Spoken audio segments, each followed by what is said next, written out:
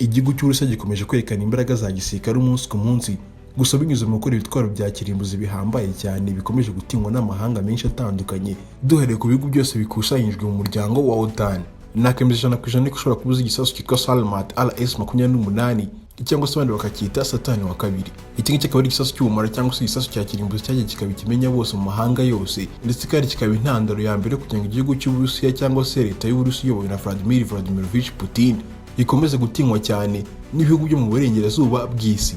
Mu mwaka wa 2022 havuga ko igihugu cy'Uburusiya gitunze ibisasu bigera ku 2477 bya kirimbuzi mu bubiko bwabyo bishobora gukoreshwa isaha n'isaha mu ntambara iyo ari yo yose. Mu mwaka wa 2024 ari wo mwaka ushize havuga ibisasu bigera ku 5580 bya kirimbuzi cyangwa se by'ubumara bisigaye bitunzwe n'igihugu cy'Uburusiya. Ibi ngibi kandi byumvikanisha ko igihugu cy'Uburusiya umunsi ku munsi cyangwa se uko imyaka igenda iyindi, imbaraga zabo za gisirikare nyinshi bazishobora mu gukora ibisasu bya kirimbuzi kandi byabasha kwicira abantu benshi icyarimwe mu buryo bwo kwerekana ubuhanga ndetse no gukomera mu bindi bisirikare byose bikomakomeye mu isi.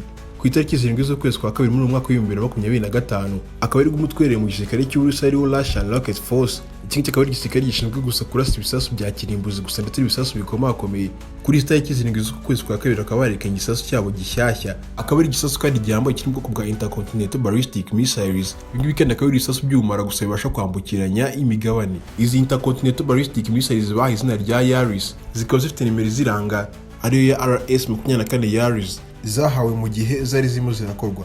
Nongeye gushimira cyane kandi niba ugeze kuri uyu muyoboro bwa mbere, nagusaba kwiyandikisha kugira ngo ujye ubasha kureba ibiganiro byacu bicukumbuye, yaba ari ibiganiro bya politike, ibiganiro by'amateka ndetse n'imyidagaduro. Gukanda akabuto ka like ndetse ugasangiza kino kiganiro abandi bifasha ubwanyu bukomeye kandi ushimira. Nguhaye ikaze kandi mu kiganiro kigiye gucukumbura ibintu bisasu bishyashya bya kirimbuzi byasohowe n'igihugu cy'Uburusiya kandi ndetse n'ubushobozi bwabyo, twongeyeho kandi n'impamvu igihugu cy'Uburusiya cyahisemo kubyerekana muri ibi bihe. Nguhaye ikaze mu kiganiro cy'uyu munsi.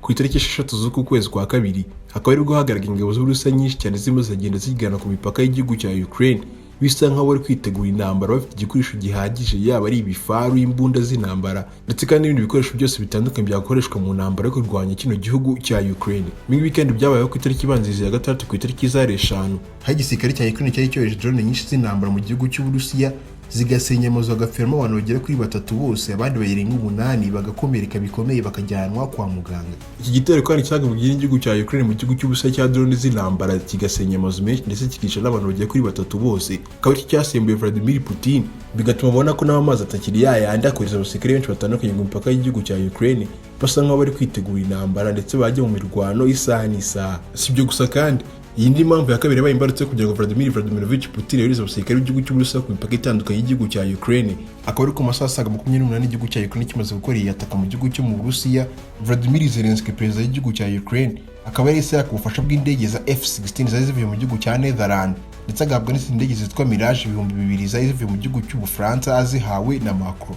Ibi kandi byose bigaragara isi yose yuko Vladimir Zelensky, perezida w'igihugu cya Ukraine, bisa nkaho arimo aritegura intambara kandi itoroshye, bitewe n'igikoresho cy'intambara cyiganjemo indege z'intambara cyari kimwe cyaturuka mu mahanga yose kiri kwakirwa n'abasirikare b'igihugu cya Ukraine, bisa nkaho bari barimo baritegura intambara mu minsi iri imbere.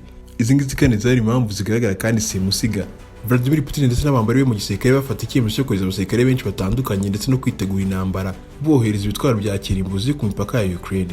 Si ibyo gusa kandi mu kindi kintu berekanye kandi cyari gihambaye mu bikoresho bateguraga bereka isi yose, bakaba barasohoye video yerekana kino gisasu cya RS-24 Yaris, bisa nkaho igihugu cy'Uburusiya cyabwo kititeguraga intambara yoroshye, ahubwo bari gutegura n'intwaro z'intambara zakoreshwa mu ntambara y'isaha n'isaha. Ushobora kwibaza ngo muri kino gisasu cy'Abarusiya berekanye kiri bwoko bwa Intercontinental Ballistic Missiles si gifite ubuhe bushobozi, cyabasha kuraswa mu ntera ingana iki ndetse n'andi makuru yose uri muribaza muri kano kanya. Ndagusaba kuguma kuri kino kiganiro paka kirangiye ubona amakuru yose muribaza kuri kino gisasu kidasanzwe cy'intambara.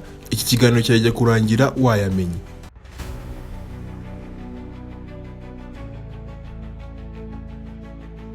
RS-24 Yaris Intercontinental Ballistic Missiles akaba ari igisasu gihambaye cyambukiranya imigabane, akaba ari igisasu kandi cyakozwe mu mwaka wa 2009 kigakorwa n'ikigo cyitwa Moscow Institute of Thermal Technology. Iki ngiki kandi akaba ari ikigo cyakusanyijwemo abahanga ndetse n'abascientifique batandukanye mu gukora ibisasu bya kirimbuzi ndetse no mu ikoranabuhanga, mu kugira ngo umunsi ku munsi bajye bakoresha ubumenyi bwabo bafite mu gukora ibisasu bya kirimbuzi ndetse n'ingorane zikomakomeye zabasha kwifashishwa n'igisirikare cy'Uburusiya mu ntambara cyaba kiri kurwana. Ikigo Moscow Institute of Thermal Technology akaba ari ikigo cyashinzwe mu mwaka w'1946 ku itariki 13 z'ukwezi kwa gatanu, ndetse ibiro byabo bikuru bikaba biherereye mu karere kitwa Otradinoye mu majyaruguru y'iburasirazuba bw'umujyi wa Moscow. Iki ngiki kandi igisasu gifite uburemere bugera kuri toni 49, akaba ari igisasu kandi cyabasha koherezwa mu ntera ingana na kilometero 12,000 byose mu gihe cyaba cyoherejwe cyangwa se kirashwe. Iki ngiki kandi igisasu gifite umuvuduko uhambaye ubarirwa muri kilometero 3600 mu isaha. Iki gisasu kandi cyambukiranya imigabane kikaba gifite icyitwa Mach 25, ubwo akaba ari umuvuduko wacyo hagendewe ku muvuduko w'ijwi. Ibi ngibi kandi bishatse kuvuga ko kino gisasu gifite umuvuduko w'ijwi inshuro zigera kuri 25. Iki ngiki kandi igisasu cyabasha gutwara ibirometero hagati ya 15 kugeza kuri 25 mu gihe cyose cyaba kirashwe kivuye mu gihugu cyo mu Burusiya gusa cyoherejwe muri Leta Zunze Ubumwe za Amerika. Bwa mbere na mbere kino gisasu gisuzumwa kikaba cyarasuzumwe ku itariki 29 z'ukwezi kwa gatanu mu mwaka w'2009 ahagana saa 5:20 zo mu Burusiya. Kuri iyi nshuro ya mbere iki gisasu kikaba cyarasuzumwe mu gace kitwa Kosmodrome Priseski, ndetse bigatangazwa ko cyerekanye imbaraga bifuzaga. Ku nshuro ya kabiri kandi cyasuzumwe mu gace kitwa Kamata Kapensura mu mwaka w'2010. Cyongeye gusuzumwa kandi ku nshuro ya gatatu ku itariki 24 z'ukwezi kwa 12 mu mwaka w'2013 nanone mu ntara ya Kosmodrome mu gace ka Priseski. Mu nshuro kandi zirenga 10 hagati y'umwaka w'2010 kugeza mu mwaka w'2022 cyagiye gisuzumwa. General w'umutwe witwa Russian Rocket Force ushinzwe gukora ibisasu bya kirimbuzi ndetse ibisasu bihambaye ari we General Andriy Chivachenko, akaba yaratangaje ko bino bisasu bihambaye kandi byerekana imbaraga zose bifuzaga. Ndetse kandi General Andriy Chivachenko atangaza ko bwa nyuma na nyuma igihugu cy'Uburusiya kimwe cyarakora intwaro zihambaye zizatuma amahanga yose agitinya agapfukama imbere yacyo.